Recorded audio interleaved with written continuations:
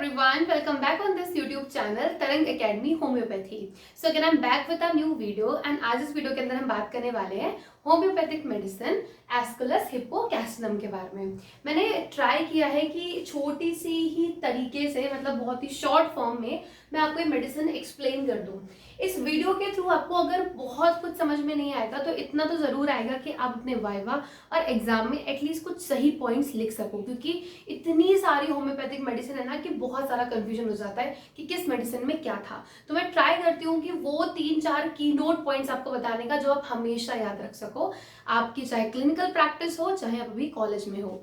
उसके अलावा अगर वीडियो अच्छा लगता है तो do not forget to like, share, subscribe और नीचे कमेंट सेक्शन में एटलीस्ट 3 सिम्टम्स लिखना इस मेडिसिन के। जो भी 3 सिम्टम्स लिखेंगे उनका मैं कम्युनिटी सेक्शन में पोस्ट करूंगी कल, ठीक है। तो आप में से जितने लोग भी लिखते हो ना, सबके कमेंट को मैं पोस्ट करने वाली हूँ। So be ready and I want कि बहुत अच्छा रिस्पॉन्स आए इस पे। चलो अभी हम स्टार्ट करते हैं, ठीक है। Aesculus hippocastanum is a plant. इस पूरी मेडिसिन में एक वर्ड याद रखना है, H. H is a very important word. Why? क्योंकि एच से याद रहेगा आपको इसका कॉमन नेम। कॉमन नेम क्या है? Horse chestnut. और एक एच से क्या याद रखोगे? It is a haemorrhoidal remedy. ये एलन की नोट, एनएम चौधरी, बोरिक सब जगह लिखा है कि ये बहुत अच्छी मेडिसिन है हेमोरॉइड्स की, ठीक है। अब क्या बात आती है, हेमोरॉइड्स क्यों होता है?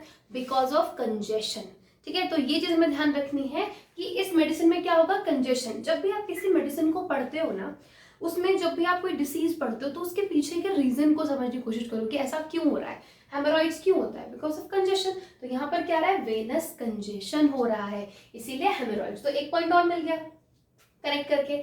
उसके अलावा एच तो है इंपॉर्टेंट, उसके अलावा ये जो हिप्पो का हिप है ना, ये हिप याद रखना बहुत इंपॉर्टेंट है। इस हिप से आपको इसके सिम्टम्स याद रहेंगे, आपको पता चलेगा कि मेनली ये मेडिसिन कहाँ पर एक्ट करती है। तो हिप से क्या कनेक्ट करेंगे? Hip is something near to rectum. Hip rectum बात वही होती है ना। तो रेक्टम में क्या होता है? मेनली ये जो मेडिसिन है ये रेक्टम और रेक्टम की जो म्यूकस मेम्ब्रेन है उस पर काम करती है, इसीलिए हेमोरॉइड्स की रेमेडी है, ठीक है। तो रेक्टम पे क्या करती है? रेक्टम में ये प्रोड्यूस करती है ड्राइनेस। अब अगर ड्राइनेस है रेक्टम में तो क्या होगा? ड्राइनेस है तो कॉन्स्टिपेशन होगा, अच्छे से स्टूल पास नहीं होगा। और जब ड्राइनेस है, स्टूल पास नहीं हो रहा है, तब क्या होगा? कॉन्स्टिपेशन में बहुत ज्यादा पेन। पेन कैसा होगा? Splinter like pain. तो ये पूरा करेक्शन सबको समझ में आया। रेक्टम पे काम करती है, रेक्टम में ड्राइनेस प्रोड्यूस करती है। ड्राइनेस होगी तो कॉन्स्टिपेशन होगा, कॉन्स्टिपेशन होगा तो पेन होगा, पेन कैसा होगा? स्प्लिंटर लाइक होगा। आगे बढ़ते हैं। हिप से ही रिलेटेड क्या पार्ट होता है? हिप के थोड़ा सा ऊपर जाएंगे या हिप के अप्रोक्स आसपास क्या होता है? लंबोसैक्रल रीजन, ठीक है। लंबार जो कि हमारी एब्डोमिनल पार्ट होता है और सैक्रल, नीचे सैक्रम बोन होती है। तो लंबोसैक्रल रीजन पे काम करता है। बैक एक होता है। एक बैक एक होने की वजह, एक यहाँ पर ये कॉन्स्टिपेशन भी है, क्योंकि कॉन्स्टिपेशन की वजह से बहुत ज्यादा प्रेशर लगाने की वजह से बैक एक होता है। या फिर जो प्रेग्नेंट वुमेन है उनमें अगर बैक एक है तो उसमें भी ये मेडिसिन बहुत अच्छा काम करती है।